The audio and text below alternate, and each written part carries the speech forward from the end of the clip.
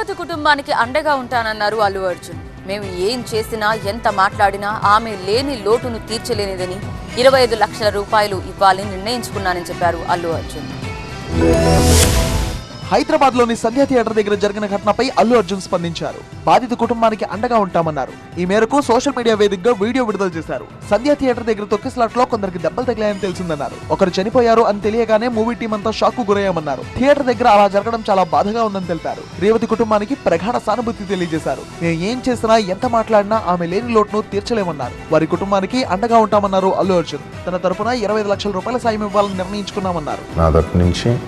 I'd like to donate an amount of rupees 25 lakhs. It's just as a goodwill gesture. అంటే నేను మీ వైపు I'm there for you నా యాక్షన్స్లో చూడండి, నన్ను నమ్మండి, నేను మీకోసం ఉన్నాను అని ఒక జెస్చర్గా I'd like to give them 25 lakhs rupees for their future, to secure their future, and especially పిల్లలు ఉన్నారంట. So to tell them that I'll be there for them. సినిమాలు చూసేందుకు వెళ్ళినప్పుడు జాగ్రత్తగా ఉండాలని, క్షేమంగా ఇంటికి తిరిగి వెళ్లాలని సూచించారు అల్లు అర్జున్.